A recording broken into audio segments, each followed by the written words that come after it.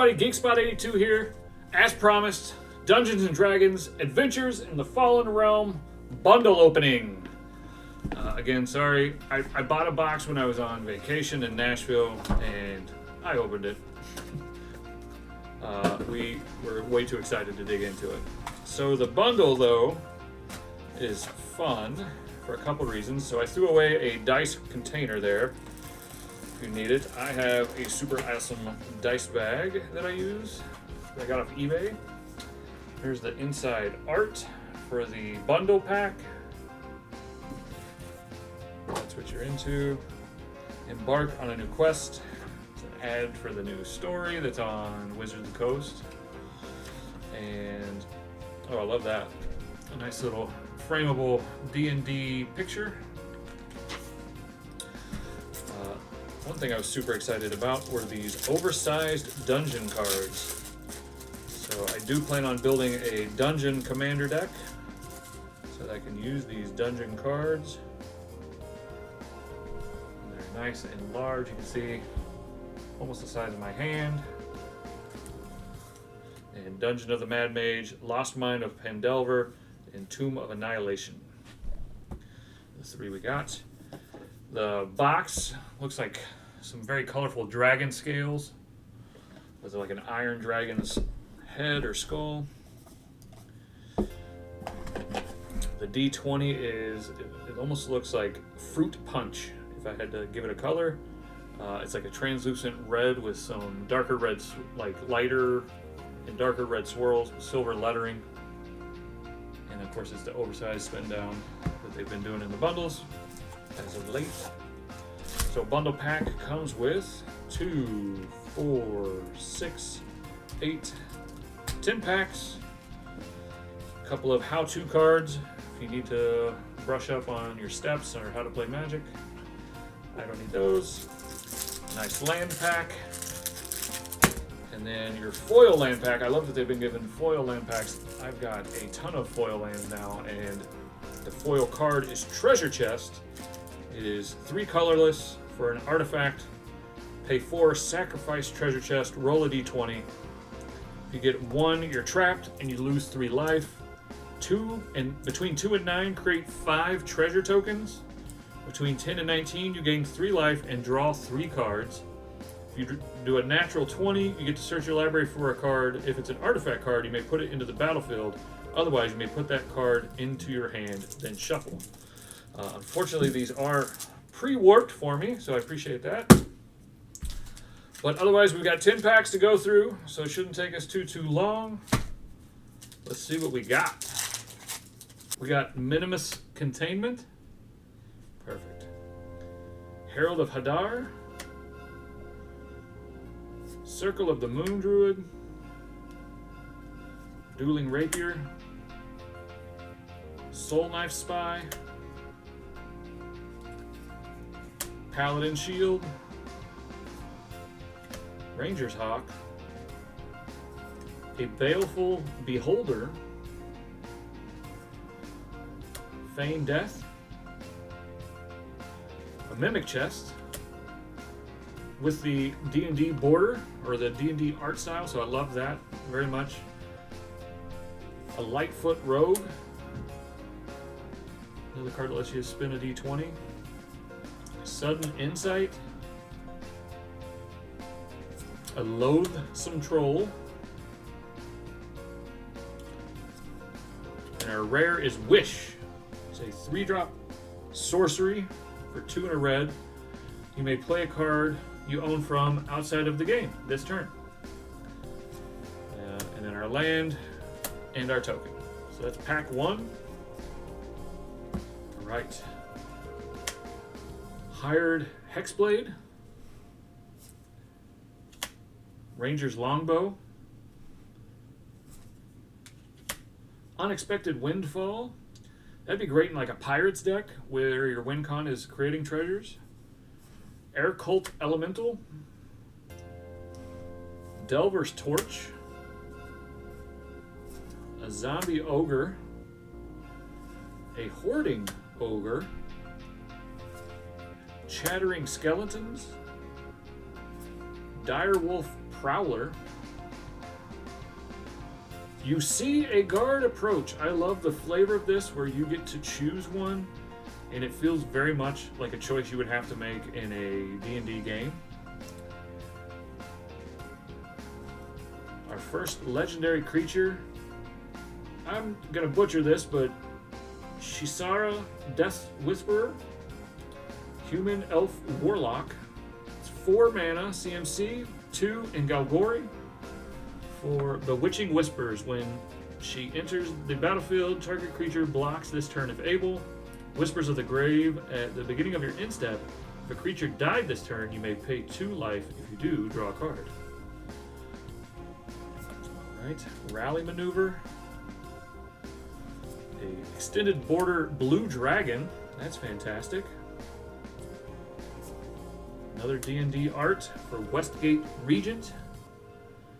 It's a 5-drop, 3 and 2 black for a vampire creature with flying and ward. Discard a card. Whenever Westgate Reaper deals combat damage to a player, put that many 1/1 counters on it. A swamp, and then a small version copy of the Dungeon of the Mad Mage. That is Pack 2. Pack 3, we start with Planar Ally. Eyes of the Beholder. That's going to look gorgeous in foil, don't you think? Inspiring Bard. The Price of Loyalty. Mordecaian's Polymorph. Vampire Spawn. Spare Dagger. Goblin Javelineer. Manticore. You find some prisoners. Wandering Troubadour. Burning Hands. Our rare is Hand of Vecna. Legendary artifact for 3 mana. At the beginning of combat on your turn, equipped creature or a creature you control named Vecna gets +X until the end of turn, where X is the number of cards in your hand. To equip it, pay 1 life for each card in your hand, or equip it and pay 2. We got a foil Dragon's Fire, a swamp, and a spider token. There we go. That was Pack 3, so Pack 4. Coming in hot. What cards is everybody excited to get in this set? Just curious. Priest of Ancient Lore. I am building a red and white Boros Dwarves deck, so that might work there. Thieves' Tools. Plummet. Classic. A Brazen Dwarf. Arcane Investigator. You come to the Knoll Camp. A Plundering Barbarian. Pixie Guide. A Spiked Pit Trap. Oh, this is super cool. Evolving Wilds, but with the D&D, old school adventure book art. So I think they only did 2 or 3 cards like that. So that's really cool that I got one. Blink Dog. Plate Armor. Cloister Gargoyle. Our second legendary creature, Delinia Wild Mage. She costs 4, 3 and a red for a legendary elf shaman. Whenever Delinia Wild Mage attacks, choose target creature you control, then roll a d20. If it's between 1 and 14, create a tapped and attacking token that's a copy of that creature, except it's not legendary, and it has exile this creature at the end of turn, or at the end of combat, I'm sorry. If it's between 15 and 20, create one of those tokens, roll again. That's fantastic. A forest and a treasure token. She seems like she could be a really fun commander to build around.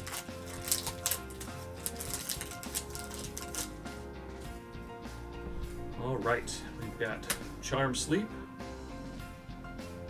a Devoted Paladin,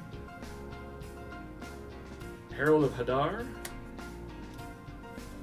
Spoils of the Hunt. Dueling Rapier. You hear something on watch. Improvised weaponry. One mind, any weapon. Spiked pit trap. Leather armor. A rust monster. An ingenious smith. Oh, I was hoping to get a copy of this one. Telisara, the Moon Dancer. She is Selesnya for a legendary elf cleric.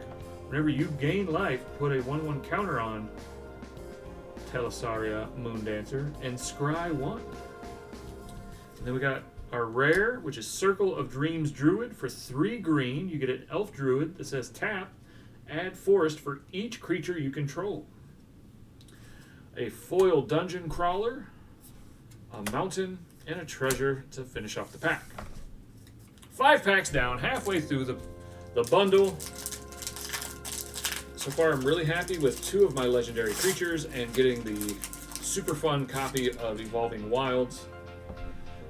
Let's see what else we get. We get Bar the Gate. We get a half-elf monk. Hired Hexblade. Bull Strength. Boots of Speed. Shocking Grasp. Silver Raven. The D&D art style of the Dire Wolf Prowler that we got previously. A Great Axe. Pixie Guide. Our fourth legendary creature. Krydell of Baldur's Gate. It is Demir for a legendary human elf rogue. Whenever Krydell of Baldur's Gate deals combat damage to a player, that player loses 1 life and mills a card. Then you gain 1 life and scry 1. Whenever you attack, you may pay 2. If you do, target creature cannot be blocked this turn. Skullport Merchant. I think I'm going to have to put that. Yeah, Krydell of Baldur's Gate. I think he's definitely got to go on my Nekusar deck, right? Tell me if I'm wrong. A Black Dragon. Oh, fantastic. A D&D art style of Minsk, Beloved Ranger. He is red, green, white. I forget the tribe that is, but he is a human ranger. When Minsk, Beloved Ranger enters the battlefield, create Boo, a legendary 1/1 hamster creature token with trample and haste. Later, you can pay X. Until the end of turn, target creature you control has base power and toughness of XX and becomes a giant in addition to its other types. Activate only as a sorcery, so you can make Boo a giant hamster that will kill your opponents. And then finally, an island and the Lost Mine of Pandelver. 6 packs down. Now I have to get the legendary Boo token. Don't let me down, bundle. Don't let me down. We get a Dueling Rapier. Soul Knife Spy. Paladin Shield. Hired Hexblade. A Ranger's Longbow. Unexpected Windfall. Kick in the Door. Eboria Pegasus. You're ambushed on the road. Rhyme Shield Frost Giant.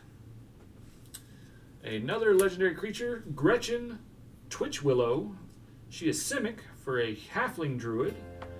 Pay 2 and Simic. Draw a card. You may put a land card you control or in your hand onto the battlefield. She is a 0/4. Rally Maneuver. A Battlecry Goblin. Oh, cool. Dungeon Descent. Rare land, Dungeon Descent, enters the battlefield tapped. I can tap it and have colorless. I can pay 4 and tap an untapped legendary creature you control. Venture into the dungeon. Activate only as a sorcery. An island and a zombie token.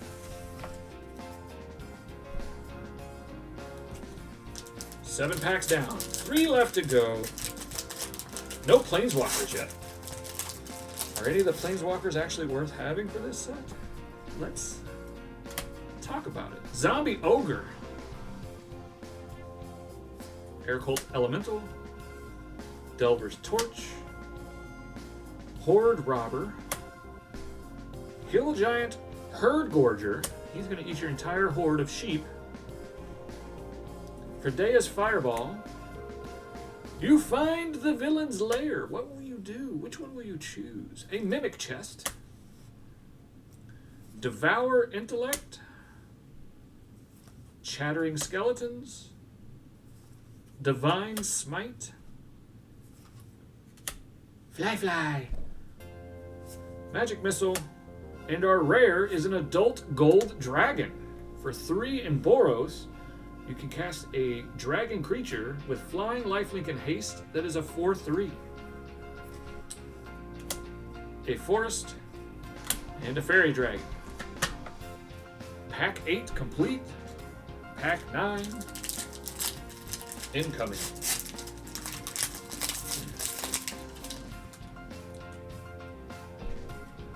I really love the art for this one. Fate's Reversal. That's just gorgeous. Scaled Herbalist. Valor Singer. Clever Conjurer. +2 Mace. Eyes of the Beholder. You came to the Knoll Camp. You came to the river. You met a plundering barbarian who threw you in a spiked pit trap because you forgot to check for traps. All right, we may have our Dwarven Commander. Let's see. Brunor Battlehammer, 2 in Boros for a legendary Dwarf Warrior. Each creature you control gets +2/+0 for each equipment attached to it. You may pay 0 rather than pay the equip cost of the first equipment ability you activate this each turn. He's a 5/3. Sudden Insight. And our rare is Meteor Swarm. It is X and 3 red. Meteor Swarm deals 8 damage, divided as you choose among X target creatures and or planeswalkers. We get a forest, and we get a copy of Tomb of Annihilation for our token. Alright, that was pack 9. Last pack.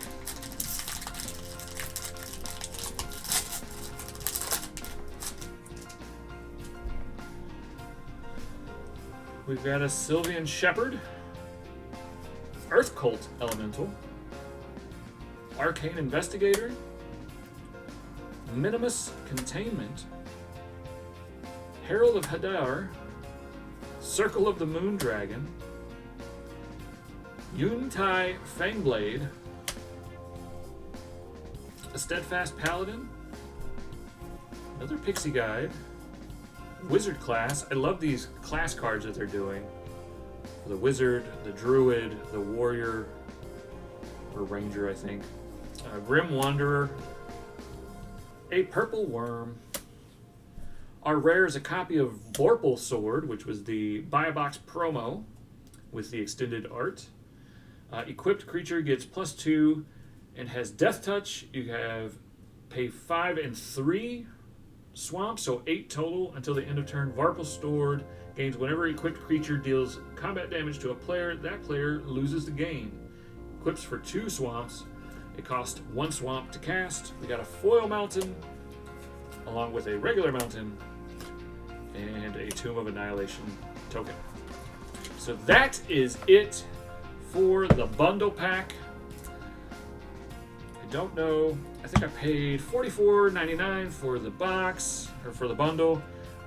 Most of that was from a gift card that I got from a friend at work.